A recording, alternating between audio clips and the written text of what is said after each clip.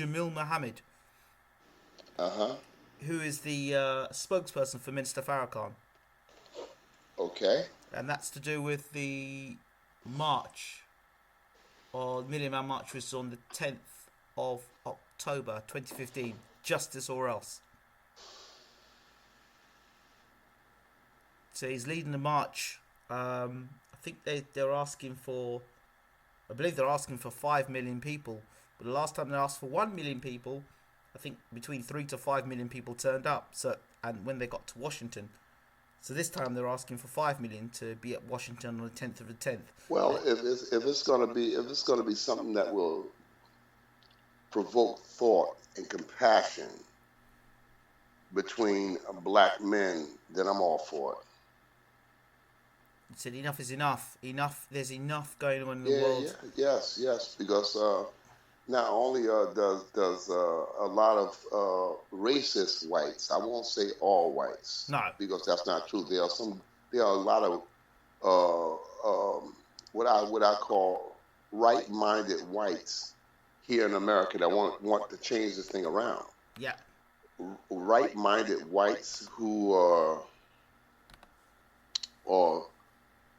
whose parents and grandparents and great grandparents were racist, but now the new breed of whites that come from those racist mentalities, they want to change that. Right. There are a lot of people in this country who don't want that old God mentality, and they want to dump it. They want to leave it alone, you know. So there are a lot of whites that are observing anything that black men do, and black men are too critical when it comes to themselves. So yeah, if anything, if it's thought provoking, if it's the emotional changes that this march will incite, then yes, I'm all for it. The talk of the town and what the climate that is that for black people, they don't know, especially for the young people, the parents don't know whether they send their son out to school where they're going to come back alive in the evening. That it's that bad. Is it that bad? It's yes, it's that bad. It's that bad in many cities, major and non-major cities in America, because of the mentality um, of the police that are policing our communities here. Somehow, my belief is that the racist mentality has uh, become a major part of the police community, and they approach the policing that they're doing in the community with that attitude. They leave out the house with an attitude, a racist attitude. Uh, I'm a first-hand witness bearer because I grew up in it. I'm born in 1951, so I grew up in this kind of nonsense, this kind of hate environment where it was prevalent. When I grew up, in the 50s and the 60s, and even in the 70s and 80s, um, it was terrible. It was terrible. And now you're living in a time where there's video. But when there wasn't video, can you imagine? Can you imagine what these people were getting away with, the murders they were getting away with, the corrupt system, how they was sending people away for life, executing people and innocent people, where the jurors only had the police word to go on. I mean, it was terrible. I'm telling you, I was a first-hand witness there. So why? I mean, your career is well documented in terms of the fighters you've worked with. Not all the fighters you worked with have been black. In fact, one prevalent fighter, heavyweight champion of the world, Usyk, as another. Two fighters there that are non-black. Why have you not become someone that's been bitter because of your experiences? What's made you be different? I think my mother was the balancing factor in my life. Without my mother, I might have been too far to the left or too far to the right. But my mother was the balancer, in my life. She taught me right from wrong. She was a very spiritual woman, and she taught me to be patient. She taught me to give other people a chance. And she said one of her favorite sayings was, when people treated you badly, she said, beat them to death with kindness, which I wrestled with for many years. Because like a lot of young men in this country today, I was an angry young man, you know. I never knew my father. My mother had to raise, you know, her 4 boys and 2 girls by herself. You know, so I was an angry young man. So, you know, I was angry, especially with the racist mentality, because I was there as a young man. I watched Dr. King and Marcus Garvey, you know, Elijah Muhammad. I watched all of these men who stood up and voiced their opinion concerning the development of the black community, only to be cut down by the racist, powerful mentality. And believe people wouldn't believe the racist mentality that's in this country even today. You have people that are coming out in force in support of the Confederate flag, you know, saying that it was a cultural thing, or they wanted to honor their ancestors. That's just like people in Germany saying they wanted to honor the people who were with the Nazis. They want to fly the Nazi flag because they want to honor their ancestors who fought alongside of Hitler's Nazi regime. And that's not going to be tolerated in Germany. They're not going to be able to fly the Nazi flag. So what makes the Confederate flag any different? In fact, what is more, when I say that the whole thing is bullshit. They say that they're doing it because of cultural. Well, in order to be a member of the not of the well, Nazi and Confederacy, basically they're the same to me. They both were terrorists. They both were killers. They both were oppressors. The thing about the Confederacy, you would have to have been a slave-holding state to even join the Confederacy. That kills the argument about the righteousness of the memory of the ancestors. In order to join the Confederacy, you would have to have been a slave-holding state, a slave-holding entity. If you weren't, then you know, and black people didn't make that rule. Black people didn't make that rule. White people made the rule. Racist mentality, white people. So there are white people in this country today who are actually trying to get away from that. They want to live and let live. There are whites in this country that actually don't want no parts of that, whose ancestors were avowed racist. But now the new white person doesn't want anything to do with it. They want to get away from it. They just want to be want this country to be inclusive. There are whites that think like that. Well, I don't understand. America's well known for all its churches, its religions. You know, the big evangelical churches, and 7, I believe, of the black churches in America have been recently burnt down. On top of the shooting that happened in South Carolina, on top of this, you've got other religious movements. But yet, with all the religious movements, there is still no love at the top. What is all that about? Well, it's love for our gang, what I call. You go back to President, I believe it was Jimmy Carter, was the president of this country, and his church was an all-white church that didn't have any black members. And if my memory serves me right, he disassociated himself with the church because he was the president of the United States and he couldn't be involved in something like that. So you have, this is my gang kind of mentality. You know, if you're white, you're right, and if you're black, stay back. And that still remains today. The young lady. In many places in this country, yes, it does. It does. It's very sad because I think, in my opinion, and I'm not saying it because I'm black, but in my opinion, black people are the American black person, all right? the American black person is the most forgiving black man on the earth, because they have been through so much, and yet and still the average black person just says, listen, what happened happened, let's live and let it be gone. You know, our ancestors went through so much in this country just so we can have the things we have, the opportunities we have. And to see young black men murdering each other pound on pound, day and night, all over this country, all over the country, they're murdering each other for trivial reasons. Drug deals going bad.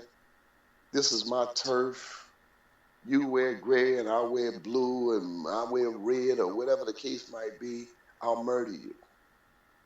When I'm in California, I see young men that's missing their whole hand, and their whole ankle and foot is gone, where they've been shot and maimed and crippled, and now these men are in their 40s and 50s, and now they see things different. So there's a mentality that's feeding us this nonsense. You understand? The Willie Lynch kind of thing, you know. Uh, you make the dark skinned nigga hate the light skinned nigga. Make the light skinned nigga hate the dark skinned nigga. Make the male hate the female. Make the female never trust the male. But make them all have one thing in common. Make them come to us with their problems, and we'll decide how to deal with the problem. And it stands true to this day. It stands true to this day. I spoke to a brother yesterday, and he had to be older than me. And we were, it was another two guys standing at a counter. One guy was referring to me something that he had saw on CNN concerning the Confederate flag. And I asked the brother next to him, I said, well, what do you think about it? He said, well, I don't want to talk about it because it's depressing to me. I said, well, you're not wanting to talk about it? Yeah, I don't even read the newspaper. I don't want to see it because it's depressing to me. I said, does that solve our problem? Is that the way you remedy the problem? By taking yourself out of the equation when there were blacks that you're standing on right now who paved the way for you to be here, who paved the way for you to be in a good place. But I said, that's none of my business. And I walked away from it. I didn't like it. You know, it made me angry. It made me angry, but I said, no, don't get into a tit for tat with this person. Just walk away from them, you know. You can't make people believe as you believe and see as you see. So The black educated ones, the ones that believe that they're educated and they think because of their education they don't have to see, they don't, it doesn't we affect them. we're critical. We're very critical, and then you have educated blacks in this country who want nothing to do with the life that normal blacks live. And in many cases you can't blame them. In some cases you can blame them. It's just difficult. And this is all a direct result of what happened to us in slavery. People say, well, how can you talk about what happened in slavery? And slavery has been over. No, it hasn't been over. It hasn't been over because black people in this country, and maybe even abroad, you would know more about that than me, Yeah. maybe even abroad, they're still reeling from the effects of what happened in slavery. And they They're do, still reeling. there are different ways of being enslaved now. You know, you can still pay somebody and still make them a slave, Hmm. and we're good for But that. still in America, people are still reeling from the effects of slavery. And some people say, well, you can't really say slavery has something to do with it, you know. And the people who are fortunate enough to raise good children, you know, the kind of family where two girls go to college and the son goes to college and they all make well and they ride off into the sunset. But for every one family like that, there are thousands of families that are not like that, who are not that fortunate, who don't make it, who are affected by drugs and prostitution and murder and incarceration. And it's so many things that affect us, you know. And I look at my own life and I say, wow, you know, that that that Allah smiled on me and allowed me to live to where I'm at now because I look at many of my relatives, many of my friends who wound up spending the rest of their life in a prison cell, who died in prison, who died from sickness, who died from murder, who died from drug overdoses. And I said, somehow I was blessed to weave between the raindrops. And here I am. My initial thoughts that I was so attracted to being an auto mechanic. When I was a youngster, I always wanted to be an auto mechanic. I wanted to work on cars. I was so interested in the engine of cars, how it operated. It just always intrigued me. How could this engine go so long and so far? So I was intrigued by that. And then I thought I was also intrigued by carpentry, how people build houses and you know fix doors and stuff. So I was really attracted to those two things, and how I wound up in boxing, God only knows. God only knows. But boxing was the third and the deciding factor in my life. Those three things I was very, very attracted to. And when I'm into it, I'm into it. I've even encountered in boxing in many places, I've encountered the same mentality, the racist mentality, the Still, establishment in boxing. Yeah, still, huh? still today. In boxing? Yeah, Yeah. Oh yeah. Oh yeah. it's there, Oh isn't it? yeah. It's there, Oh isn't it? yeah. It's there. It's there. And I encounter it even to this day in many aspects. I can feel the racism. I can feel the separate attitude. You know, like I told you, I was that at the weigh-in one time, and the guy was yelling, "Hey, hey, you get out the way!" I said, "Who are you talking to?" He was yelling in front of everybody, "Yeah, you get out of the way, get out of the way! Hey, you get out of the way! You're blocking my view." And I didn't. I heard him, and I didn't hear him because I was talking, and I didn't associate this guy that was yelling that he was actually directing his words To towards me, me. And when I confronted him, I can see and I can feel the racism in the tone of his voice and in his eyes. I felt it. And then when I was confronted by the powers that be, which happened to be white, they didn't say anything to the guy that had initiated this interaction. They didn't say anything to him. They came to me and said, "Okay, what's the problem?" I said, "Well, why did you ask him what's the problem? He's the one that started this."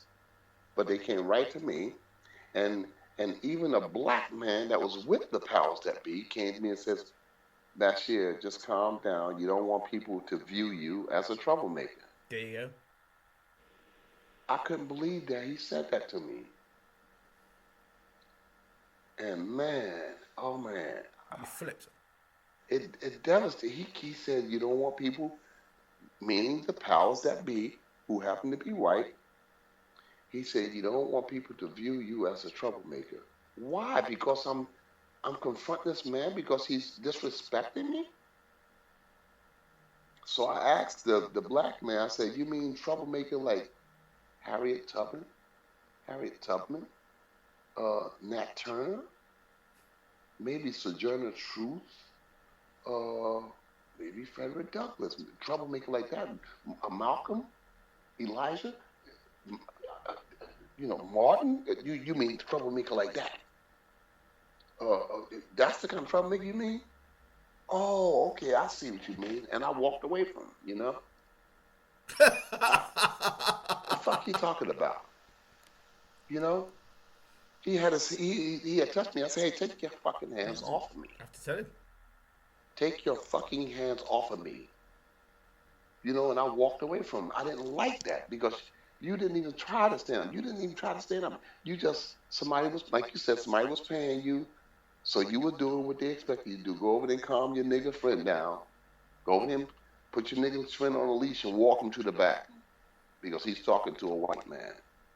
That's the impression that I got away from the whole thing. I have some very, very, very, very close friends who are white from all kind of ethnic backgrounds. And they are some very, very good people. They have been, and they still are very good to me to this day. But I'm going to speak the truth when I see the truth. Because other people have died for this, man. Why I can't talk? They died so I can talk now. And yeah, I feel racism in boxing. I do feel racism, but I feel that whites can do things that blacks can't do. I used to see years ago. I see Les Banano, who worked for the Don King organization, and Lou Duva, and I see them guys do things at fights on television. Matter of fact, Les Banano and Lou Duva got into a fight one day. Holyfield was fighting James Quick Tillis, and it was a big wrestling match, big fight in the ring, punches thrown and stuff. If there had been some black men or some Latino men, they would have got they would have got suspended. They'd have took their license. But it was Les Banano and Lou Duva, and nothing was said about it. And that wasn't the first time Lou did it. Lou did it numerous times. He never got suspended. If a black man had did it, a Latino man had did it, they'd have got suspended. So yeah, I think there are divisions even in boxing. Look how long it took to integrate baseball.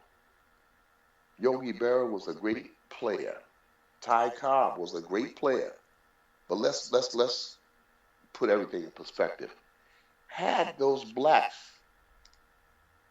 at that time been allowed to play, you got to ask yourself, where would Ty Cobb or Yogi Berra have gone at that time? There were a lot of great players, black players, that the world will never, ever know because they wasn't allowed to play.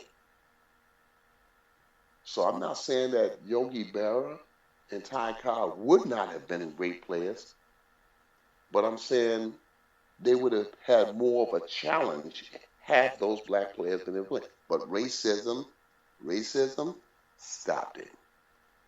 It got so bad one time with me in America. I asked myself, well, does God put racism in animals and human beings? Does He make us naturally prejudiced?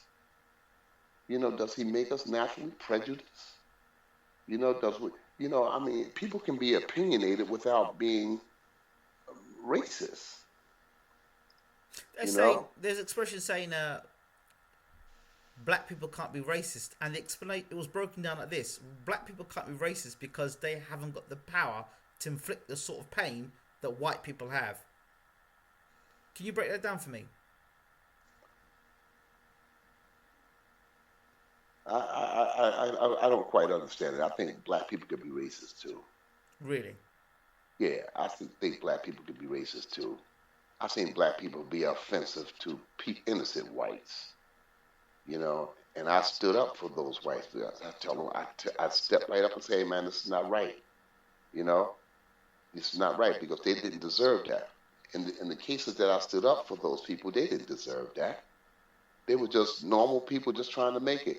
And some black person was acting racist, probably for something that had happened to him or her in their past, and they started to inflict that pain on some innocent white people. And I said, no, it's not right, man. You're being what racist whites were to us. Don't do that to them. Because I could see the situation was going on. I was there. I felt what was going on. I felt the pain that the people felt. So yeah, I think that's a bunch of words. But yeah, they can be just as racist, Okay, good. So,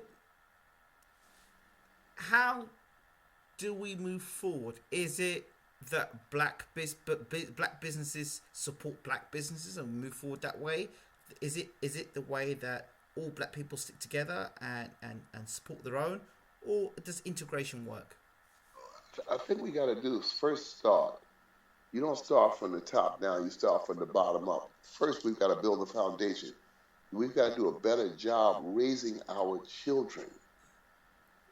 It seemed like the old-fashioned parenting that was around when I was a youngster has been eliminated over the years. It's been watered down over the years, and now it's like you have a child and just let them go.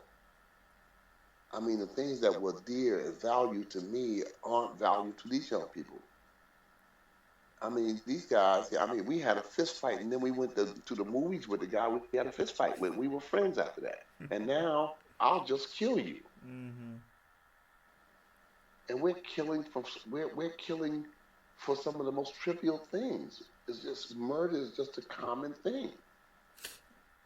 I'm here in Detroit right now. In Detroit, Chicago, Philadelphia, New York, New Jersey, Virginia, Florida. It is commonplace where blacks live to murder each other. It happens every day. And it happens like it's done. So yeah, I think that we have to do a better job in our parenting. I like to think I did a better job with my own children and my grandchildren and even my great grand. You know, I like to think I did a better job with them, and I will confront them whether my sons and daughters like it or not. I'll tell them what's on my mind. No, this is not right. Stop them from doing that. Stop them right there from doing that. I tell my sons and daughters now. Sometimes they get upset with me because I'm too opinionated when it comes to their children. But these are my grandchildren. I'm your father. So I mean, what are you gonna stop me from doing the right thing by your children? No, I'm not gonna tolerate it. My children are not gonna be thugs. They're not gonna be thugs. I'm not gonna let it happen. And don't tell me what I can do. They got this thing in America, they got this viral thing where some young boy just got beat by another man with a strap, and then, you had every person on television saying, "Oh, he shouldn't have beat the child. There's no way to correct the child, and that's not a way to do. You got to give them a timeout and this and that." Well, whites and blacks raise their children differently. Differently. Fact. I got my ass whooped when I was a youngster from my mother and her sisters and her brothers. Each But one of them but took a part. I do want to talk about this. This is a very interesting point, and it was only in the Caribbean that it made me have a deeper psyche to this. In the UK, my parents are from the Caribbean, if you didn't already know, but my parents brought me up. You did wrong, you took a whooping.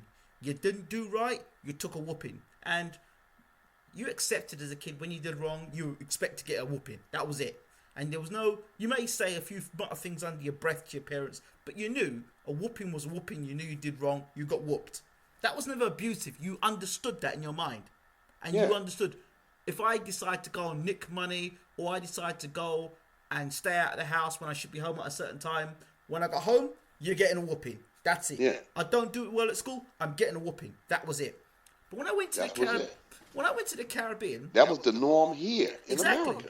I went to the Caribbean, and as you know, I spent a couple of years in the Caribbean, and I was walking through the school one day, and I know a young boy who was giving me a lot of trouble, lot of this verbal, and Mm. the head teacher took him in the room, and I heard, psh, psh, psh.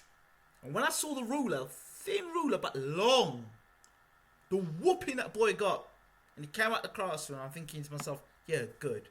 That's what I got when I was younger. And I went home that evening and I sat down and I spoke to somebody, and from because you get people that come and knock your door, and they'll, of the older generation, that come and like to tell you stories. And I said, you know what? I saw this young boy getting a good whooping at school today. It's good. He's going to get some good discipline. And the person said to me, that's what happened with the slaves. That's how the slaves were treated. They got whooped the same way as well. He said, what happens with the psyche? The psyche is that when you beat your kids like that, is that you'll train them to respond in a certain manner. That the best of them will only come out once they've been put under pressure, once they've been whooped. They'll always respond to some other master telling them what to do. That's what you're training them for. You'll know better than the slave master themselves. And I went, what? And it just made You me think. that's some malarkey. Okay. That's malarkey. I mean, black people Mm-hmm. are what they understand is they understand pain. Oh yeah. All right. My mother said, "Listen, man, all this talking and stuff, I don't have time for that. I have to work, I have to pay these bills, I have to run this household. You need to do what I say do, otherwise I'm gonna kick your ass." Okay, that was it. All right. And my aunt beat me so bad one day in an apartment, and I was running back and forth through that apartment. She was whooping me down. And I thought to myself as I was looking at the clock, I said, well, God damn, I said, it's been 6 minutes. I mean, this, I started thinking that this is cruel and unusual punishment. You don't beat nobody for no 6 minutes, but my aunt was just getting started at 6 minutes. And her words was she was walking to me, she said, yeah, you gonna listen to me. And I would run past my mother. My mother was sitting there sewing, knitting or something, and I was looking at her and I would holler extra loud. Ah, I would holler when I went past her. In other words, this lady is hurting me. I'm your son. Tell her to stop. My mother looked at and told me, she said, son, she said, don't knock my plants over. Don't knock my plants over now, because if you do, you're gonna get another whooping. So when I was running, I had to run around the plants and keep from trying to knock them over. Yeah. I mean, it was permissible for Yeah. any one of my aunts or my uncles, any one of my aunts or uncles that put a strap on me. My mother said nothing. My mother never confronted them. Never confronted them. The other story is if you go to school and you get whooping at school, then you go home and tell your mum that you got whooped.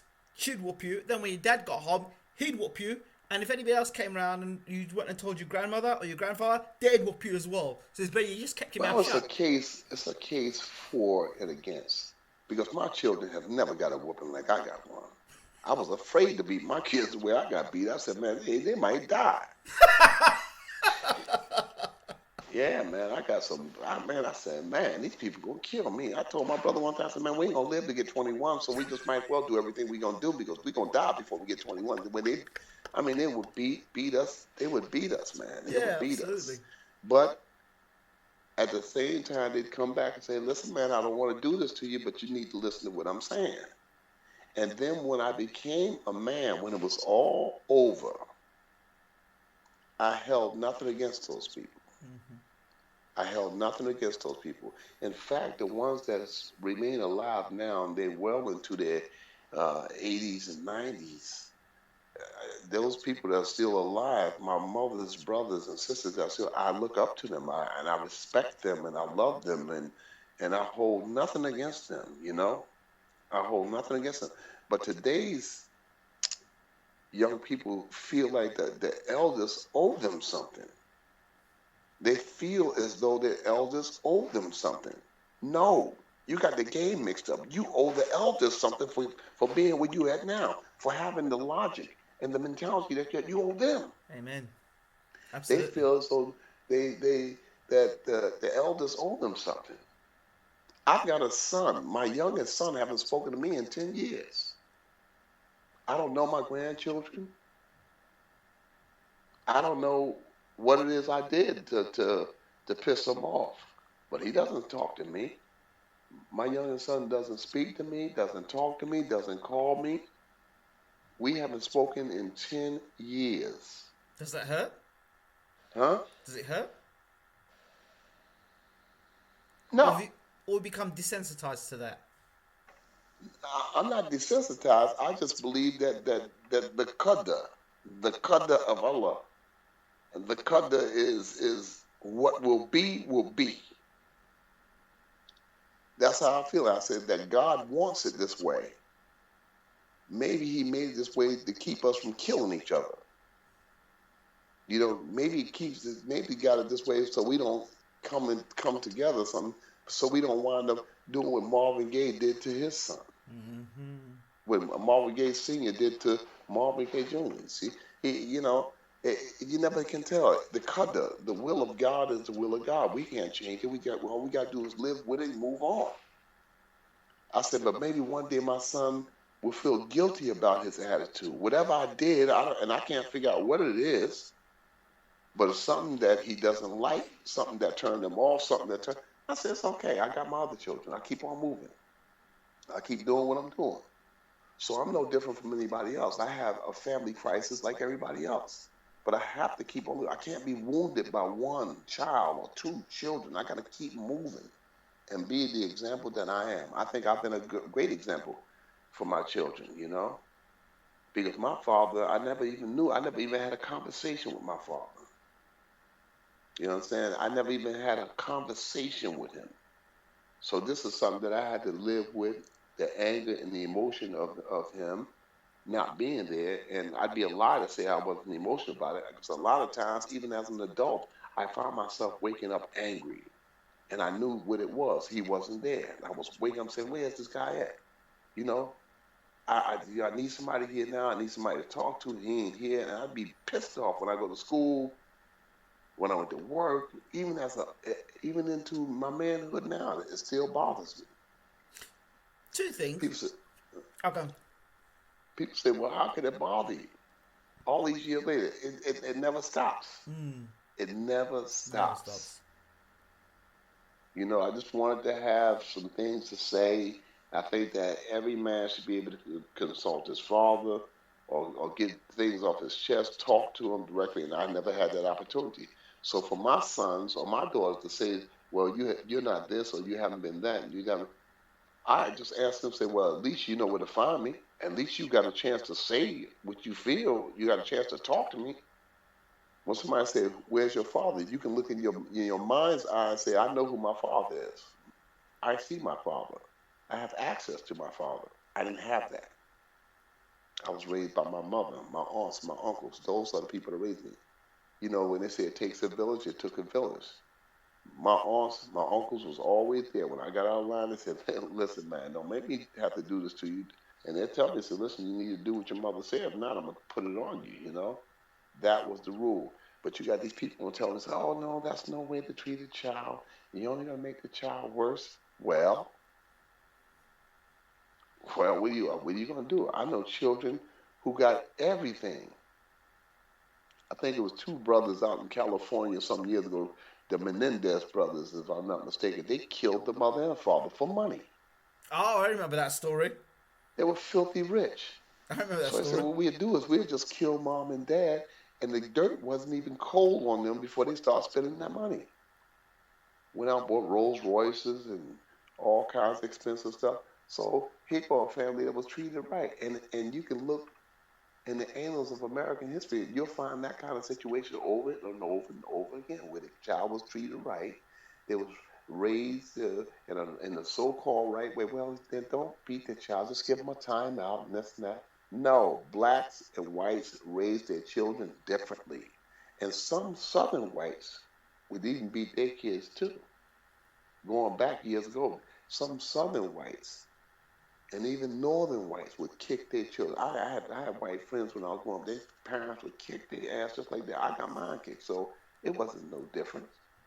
And when you took that element out of the household, when you took that out of the household, now it's all right for the police to murder and kill them, and then they give them a slap on the wrist, say, "Oh, he did the right thing because the child jumped at them.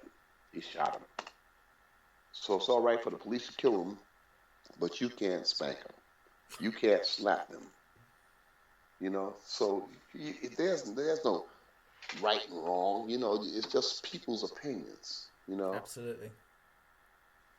People say, I don't. I saw something on here on television yesterday where there was some debate about this man beating this child. This child had stole the man's pants. The man said, "Look, I need to know where your mother is." The child wouldn't tell the man where his mother was. He said, "Okay, you don't tell me your mother." He said, "I'm gonna whoop your ass because you took my pants. My pants got my ATM card in it, all my credit cards, my money, everything. You stole my pants." Guy was swimming or something. The guy stole his pants. Kid was 14. The guy took a belt and beat his butt. Good. And then the guy gave the guy kid, "This is my phone number. Tell your mama I whooped your ass and give me a call. I'll tell your mama I whooped your ass because you need your ass whooped." Yeah. What He said, happened? "You can." Yeah, he gave the guy his number and said, "Tell your mama I whooped your ass. I'll be around to help you now. If you need some help, if you need somebody to mentor you or something, I'll be around. Tell her she can call me at this number and I'll tell her I whooped your ass." You understand? And we need more of that. We don't need nobody breaking the kid's arm or breaking his jaw or burning cigarettes on him, but we need some parents that will Some step up whoopings. and put a strap on these kids, correct these kids from the womb. You can't correct the child when the child get 10 and 11 because they Absolutely. already got their mind made up what I can get away with and what I can't get away with. Yeah. But if you correct it from the womb, if you put that fear in them, Early. that fear, you have to have fear. Fear is like a seasoning. Like when you're seasoning food, you just got to put the right enough salt, the right enough pepper to make it a balanced meal.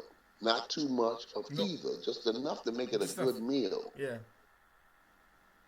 My sons and daughters know I don't play with them. I never play with them. I just tell them one time, say, listen, I need you to do this here. You don't do it, then I'm gonna come after you. And it's just the right enough seasoning, and every so often, if you need to make slight adjustments here or there, a couple of lickings here or there, it helps. When you look at this here stuff, you look at what the Confederate flag stands for. So I saw a lady on the news this morning. Well, it's a lot of heritage involved. There's a lot of good people that died in the name of that flag. Well, in the name of that flag, the original terrorists, they always talk about homegrown terrorists in America. But the Absolutely. original homegrown terrorist was Terrorists. the Ku Klux Klan. That Amen. was the original terrorists in America. Hmm. And when they came, they used to call them the Night Riders. They had the sheets on with the eyes, and just imagine how scary that must have been for blacks coming up from slavery. After the Emancipation Proclamation, the blacks that were coming out of slavery, most of them couldn't read, they couldn't write, they had nowhere to turn, nowhere to go, so they had to stay on the plantation. Even after the Emancipation Proclamation, they had to stay on the plantation. Where were they going? They couldn't read and write. They didn't have no money, so they had to stay on the plantation and become laborers for my old master. The master still treated them the same way, you know. But now, to keep those slaves in line, the night riders would come by, and every time they came by, they had that Confederate flag. In the night, they was flying that flag. You see this flag, you know what this flag means. So the average black person that sees that flag, even as a youngster, my mom, would we be somewhere and that flag is short, my mom said, just keep looking straight ahead. Don't say nothing, don't do nothing, don't turn your, boy, just look straight ahead. I said, look straight ahead. Because we look and try to see what was all, I wanted to see it. My mom said, boy, I said, look straight ahead. If I tell you to look straight ahead again, I'll go upside your head. Look straight ahead. We'd have to walk on pins and needles when we saw that flag. So we were, from early on, we was taught to fear that flag. And you're going to fly that over a government institution?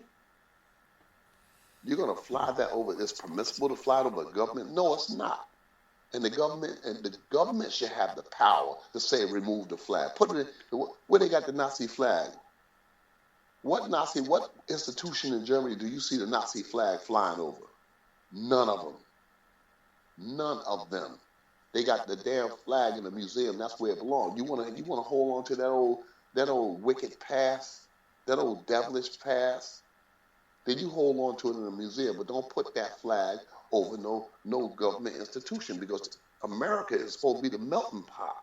But the American flag is even worse. They say, from what I understand, Americans say it themselves. So recently, I interviewed a gentleman called Jamil Mohammed, and he said that the American black people first that defended the American flag, and the first ones to defend the American flag in war. The black people were the ones that did all the defending and did all the fighting. They were the front line. Yeah, a lot of blacks died in the name of that flag, only to come back to America to be called nigger. Nigger, you can't live here. Nigger, you can't have that. Nigger, you can't do this. Nigger. Nigger, nigger, nigger, nigger. That was what it was. In the name of the American flag. And even now, many of the police departments in this country are racist, are ran by racists that hate black people, that are very, very hateful. You can see it in their eyes. You can feel it in their demeanor, how they handle everything. Black people know the face of racism.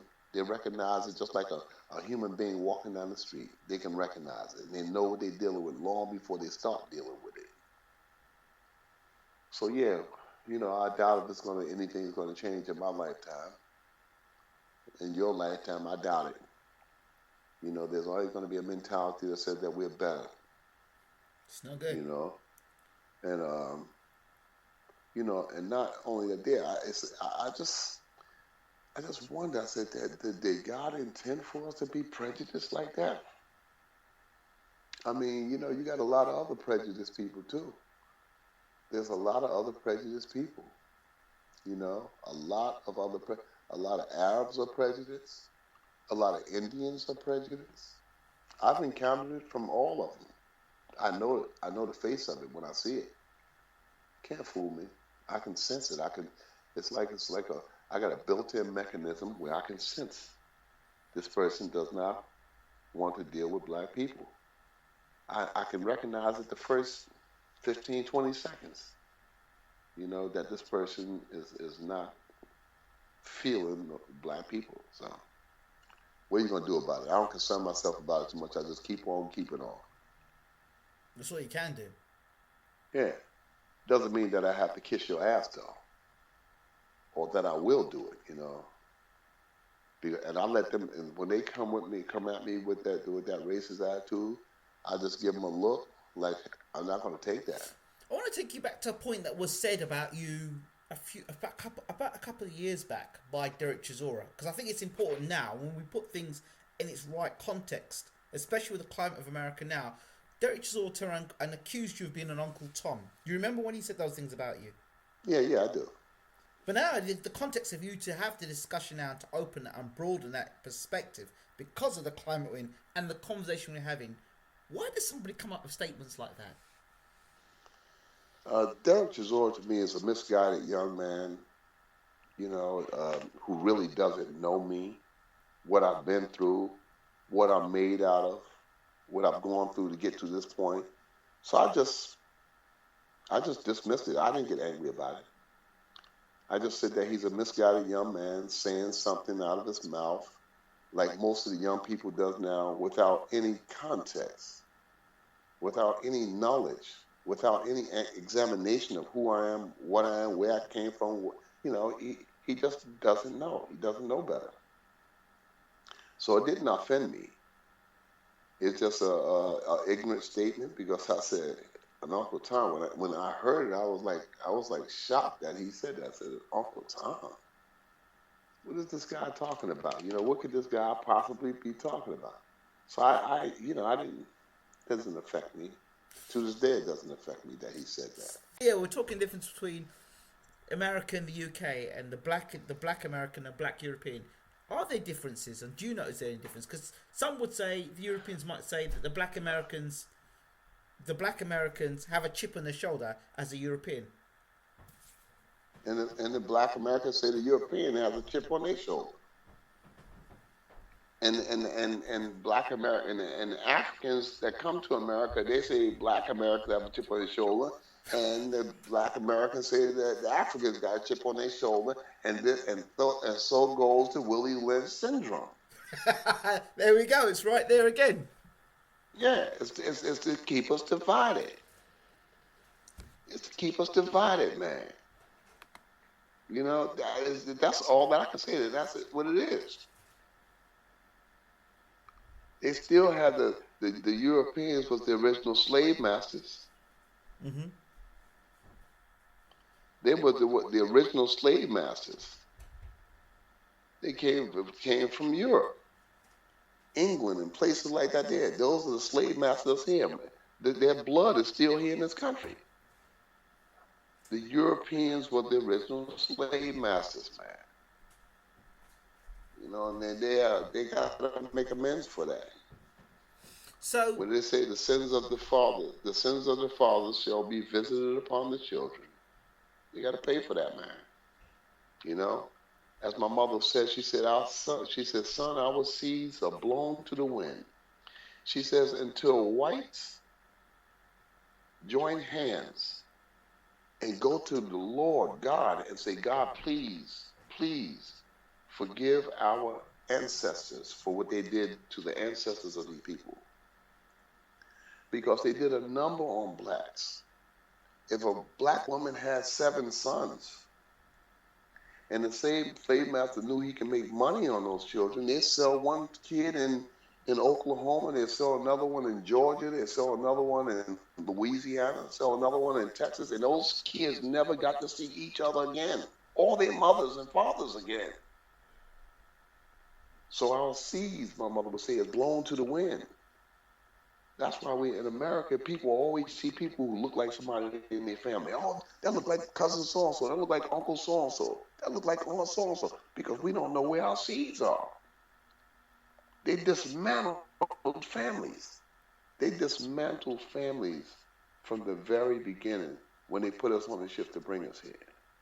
I'm often said, And it's not often said to me, but I've heard the expression said, "Oh, so you're black, and slavery happened years ago, but you're not a slave. So what's your problem? What's your chip on your shoulder? Get over it." yeah, but they'll tell you, remember 9/11. They'll say, remember the Alamo.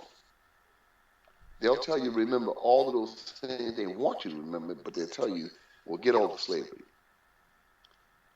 They said 6 million Jews died in Nazi Germany. How many blacks died during the Exodus from Africa to America? 6 million Jews died in Hitler's Germany. How many blacks died in a little over 400 years? Far more than 6 million. Far more. So there's a pain for the people that are conscious of what happened. There's a pain that lives to this day. A pain that I used to feel through my aunts and through my uncles and through my grandmother, my grandfather. You know, they lived with that. They were in the rural South, you know, and I'm going back to the 30s, the 20s, and you understand that night. The grandfather was born in the late 1900s, you know. So they lived through that stuff, and I feel the pain. I feel their pain to this day. I feel it because I'm conscious of what happened. I'm conscious of why we murder each other to this day. You know, we just murder each other. It's commonplace just to keep on murdering. All we do is murder, murder, murder, murder, murder. It's the commonplace. Right here in Detroit, Chicago, right here, it's just commonplace to murder. Where will this all We're end? destroyed from the lack of knowledge. Where will this all Hmm? end? It just from an outsider looking in America, it just things that it's just escalating to a point where it's almost like there's a reaction wanted that you're going to provoke and provoke and provoke and provoke until you get the reaction that you One want. of the big problems is that when one of the big problems is that when the average white law enforcement, if you will, Yes. when they deal with black people, they tend to put all blacks into one barrel. You're all the same. That's how they treat you. And then they say, you know, like Asada Shakur, Joanne Chesimard. Are you familiar? Yeah, I am very sure. I'm very, They very. said, oh, she's the other guy, Mumin, Abu Mumin, down in Philadelphia, Pennsylvania, who also was convicted of murdering a police officer. They say he's a convicted murderer. Yeah, but conviction doesn't mean that the person is guilty. He just was convicted by a so-called jury of their peers. How can it be a jury of your peers and they're all white? You're a black militant. Joanne Chesimard, Asada Shakur, was a black militant. She had an all-white jury, a jury of her peers. So they convicted her. So that makes her, and to this day, they want her. She's #1 on the FBI list, and she's been #1 on FBI lists for many years. So they said, "Oh, she's a convicted murderer, and we want her here." That's arrogance. That's arrogance and stupidity. Because a jury of her peers, I think the trial was in '79 or '80 Yes. She's in in Cuba New now. Jersey, in South Jersey, in South Jersey in '79 or '80 was all white, all racist white. The average white person that lived in South Jersey in '79 and '80 was racist or very prejudiced. So now you got a state trooper who's dead. Okay, she did it, no doubt about it. She did it, and they convicted her. So now they got these posters up on the highway. Yeah, Sasha Shakur wanted by the number one by the FBI. We want her. She's a convicted. That's arrogance. That's we're in control, and we want this bitch. We want her back. She managed to escape us, but we want her back. And gonna tell the Cubans, in order to make this deal, we want her. And the Cubans said she's not even in. She's not on the table. You can't get her back. We're gonna make this deal to open an embassy in America, and you open an embassy in Cuba, and we go ahead. We start diplomatic ties. But Assad Shakur is not even in the equation. And Obama just said, "Hey, man, let's make the deal." And they mad with him because he's not demand that we have her back. So you would trash the diplomatic deal just to have that woman who's been in Cuba for the last 30, 40 years. You would trash the whole thing just to get her because we want that bitch. That's all that is. That's slave mentality. We want that bitch. That's ours. You know what I'm saying? It's not whether she got a fair trial or not, which she didn't. Any fool can see she didn't get a fair trial. But she's convicted. And that makes her, our bitch. We want her back. As good as. Huh? As good as. Yeah. We unfortunately, we don't read, we don't study, we don't look, we just trust Fox News or BBC. It's all the effect of what happened in slavery, man. It's still reverberating. It's still going on with us, man. It just some people just never come out. You would be surprised what I encounter in my travels in the boxing world. And I said, Lord God, and I can't believe that people are still around. They're still just dominated by what happened in slavery. They just don't want nothing. A lot of blacks don't want nothing. They're satisfied with what they got. But there are a lot of black fighters within America, a lot of them that are aware of it. And they just, they keep it on the low, but they know exactly where they're at. They know exactly what they're not wanted. So they try and make the best of what they can. Yeah. Yeah, it's frustrating sometimes, And people say, what can you do? Your hands are tied. But they say... so for Obama to become a president, I think was a good thing, and they questioned somebody in Britain when he became president. I wish I had taped it. And they asked whether there'd be a black prime minister. Yeah. I remember that.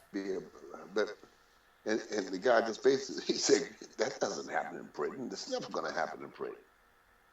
A white man said, he basically smiled. He said, that's not going to happen in Britain. He said, don't even count on that happening in Britain. I said, wow. He basically smiled and said, that doesn't happen in Britain, and don't count on it happening. Is that true? That's true. That's very true. Very, very true. There was a guy that the other day, he looks a little bit like Obama. Chuku Mwamba, or I can't remember his last name is, but I think he's mixed race, black and white parentage, and I knew he was going to run for the Labour Party and be their next leader.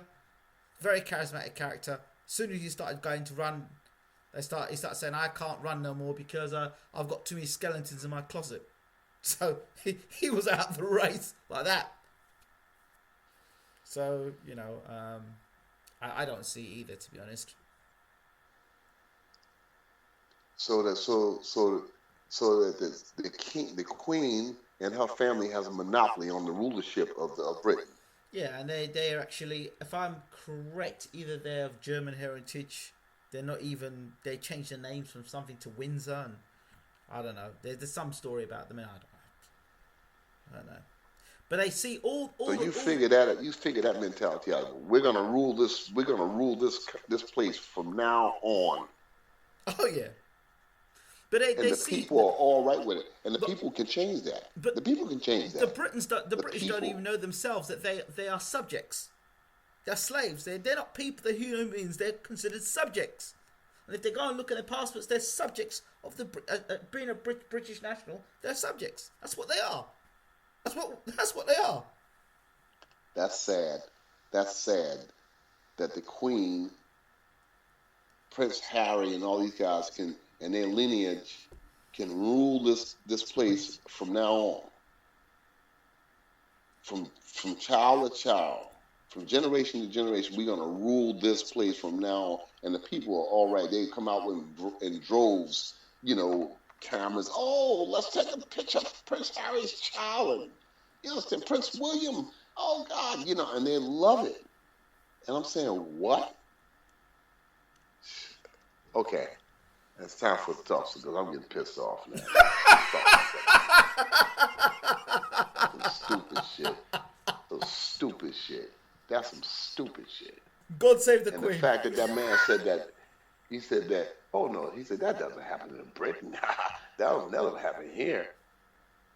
No black man will rule here. I said, good God.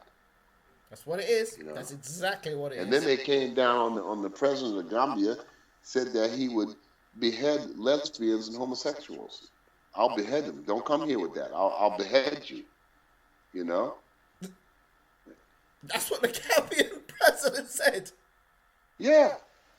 The president of Gambia said, listen, any homosexuals or any lesbians in this country, and we find out who you are and that you're perpetrating that here, we're going to cut your heads off. All you got to do is Google it to come up. Damn. That's not the first time he said it. He said it a couple of times. That wasn't the first time he said that. If we find you practicing homosexuality and lesbianism here in this country of Gambia, we're going to cut your heads off.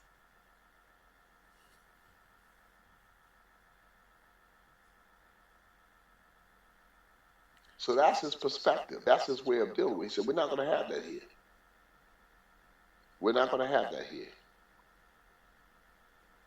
We're not going to have it here. He said, so I'm warning you, don't come here. If that's on your mind, don't come here because I'm letting you know ahead of time what my perspective on this is. Whoa. You need to take your ball and bounce it somewhere else because it ain't happening here. Wow. Wow. Wow, yes. And Britain's got nothing to say about that. They normally have something to say about something. They're very quick to tell people what to do in their countries. So. Well, America does the same thing. Yeah, America are very good at that as well. Amnesty International and all that kind of stuff. Say, well, his perspective is wrong, but obviously that president doesn't need anything from those countries. That's why he did that. Obviously, they're all right. We don't need nothing from these. I think they got some kind of material that they need to make cell phones. Right. And that's the only country in the world where you can get it. I believe that's the country. I'm not certain, but I think he has some kind of mineral in the earth there, and that's the only place that they can get it from. So he got that kind of power to say that kind of stuff. You understand? If he was a less fortunate country, he couldn't say nothing like that. Damn. I'm gonna definitely research that.